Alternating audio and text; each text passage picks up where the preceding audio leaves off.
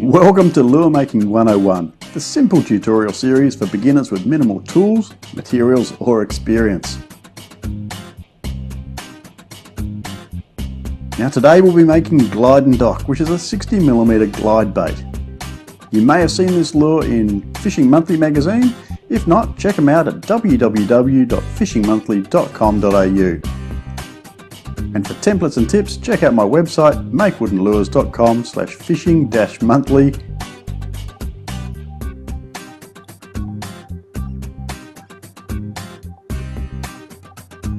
Now if you've been following our series, then you'll know that the first thing we're going to do is outline the templates onto the blank.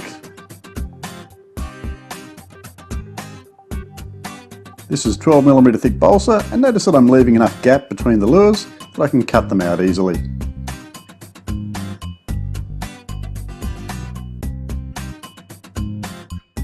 Next I'll separate the lures with a sharp utility knife and slice away the bulk of the waste, being sure not to go all the way down to the line.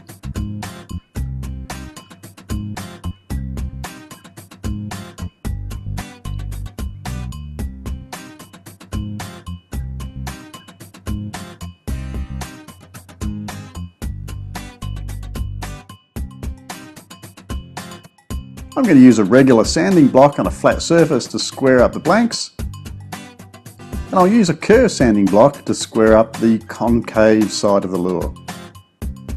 This is really important because it allows you to get all your hardware properly aligned when you assemble the lure.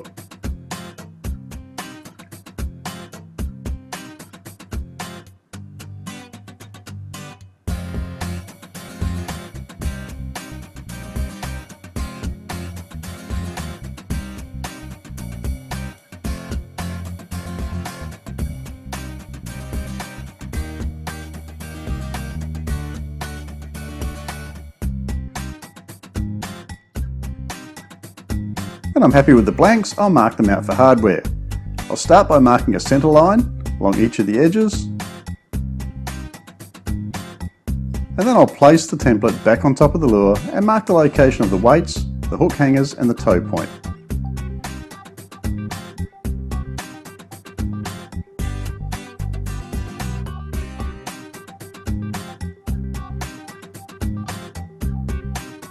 Next I'll use a 2mm drill bit to drill the holes for the hook hangers and the toe points. Try and get these as straight and properly aligned as possible.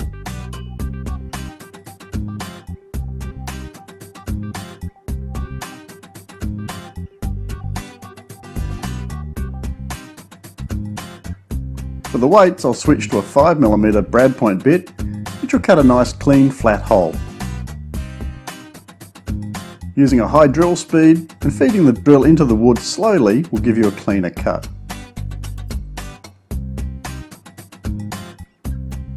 I'll mark the top profile of the lure from the template and slice away the waste, again using my utility knife. Once again, I won't go all the way to the line here, but I'll square up the blank in the next step.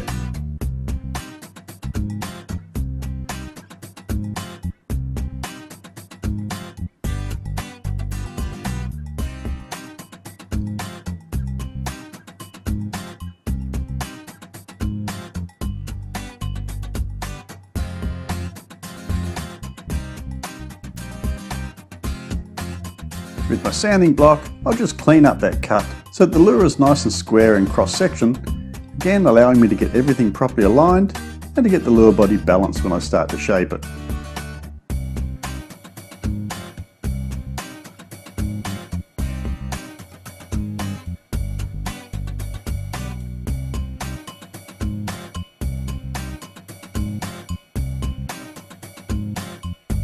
To shape the lure body, I'll first mark out some carving guidelines.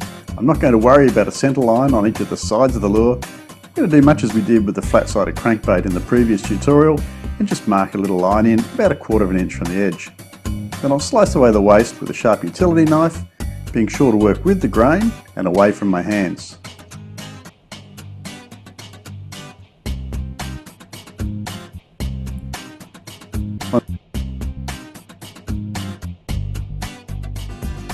Once the bulk of the waste removed, I'll use sandpaper to refine the shape and smooth the timber.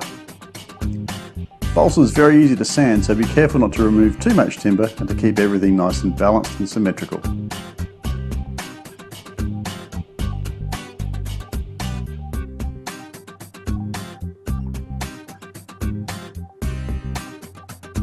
When it comes to assembly, we have three options for putting our toe points and hook hangers on the lure: screw eyes, twist eyes, or a through wire. Now throughout this series we've used twist eyes, and I'm going to continue to use twist eyes for this particular lure. The reason being is that twist eyes are quick and easy to make, they don't require any special materials that you find hard to get, and they're strong enough for our purposes. But if you are going to be fishing this lure on line classes of 6 kilos or higher, then I suggest switching to a through wire. Here's how I make my twist eyes, using a 3mm drill bit to make the initial loop, and a couple of pairs of pliers to twist it up, make it nice and strong, and give the glue plenty to hold on to.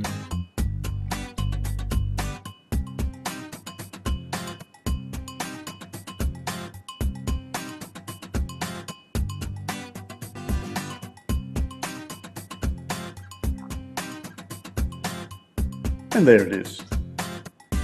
So to install the twist eyes, I'm using 24-hour curing epoxy. I'll work some of this into each of the holes, and then I'll add some to the shaft of the twist eye before I push it into the lure. It's important to use 24-hour curing epoxy because it's stronger and longer lasting.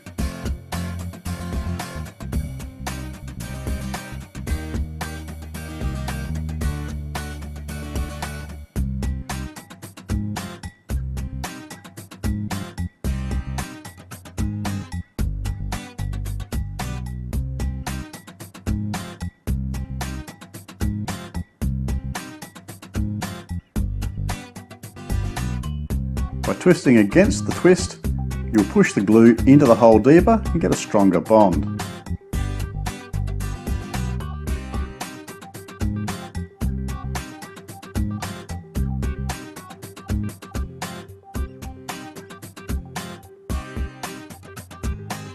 Then I'm going to work some adhesive into the holes for the weights. I'll push the weights in and fill the hole up with more adhesive.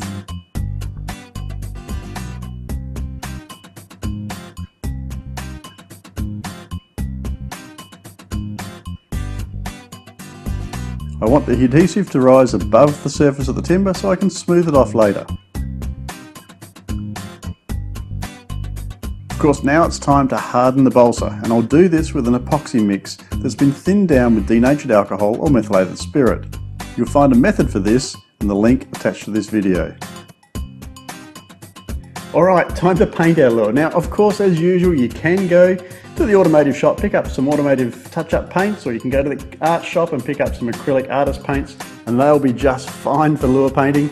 But if you want to do a really professional job, the best thing is to get yourself an airbrush, and I'm going to use an airbrush to finish this lure off.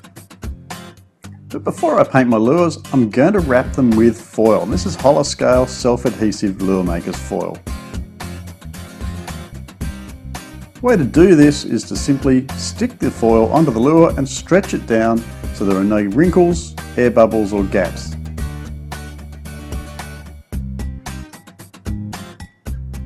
Then with a sharp utility knife, trim off the excess foil. I'll do one side first, and then I'll turn the lure over and do the other side.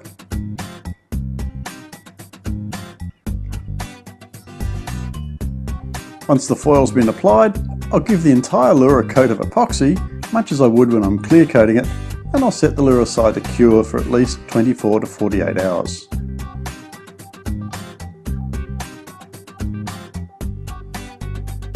When the epoxy is cured, I'll give it a light sand with 400 grit wet and dry paper, and I'll go ahead and spray with airbrush acrylics. Here I'm spraying a sealer along the seam of the foil, which will be obscured by paint.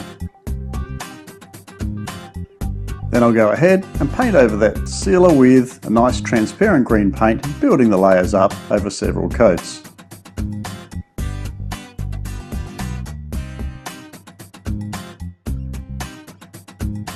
When I'm happy with the depth of that colour, I'll wrap the lure with fabric and I'll add a little bit of transparent black to the colour cup to darken the green up. A few light coats with that at a low pressure should give me a nice scale effect. And there it is. A ghost scale over a holographic base. Very attractive. These are the finished lures. Hope you've enjoyed this tutorial. Now if you're interested in getting hold of some Holoscale holographic lure makers foil, you'll find it at makewoodenlures.com/product/Holoscale. As you can see, it works quite nicely, even on plastic lures. So that's it. For tips and tutorials and to download the templates, visit makewoodenlures.com/fishing-monthly. I'll see you there. I'll see you in the next tutorial. Bye for now.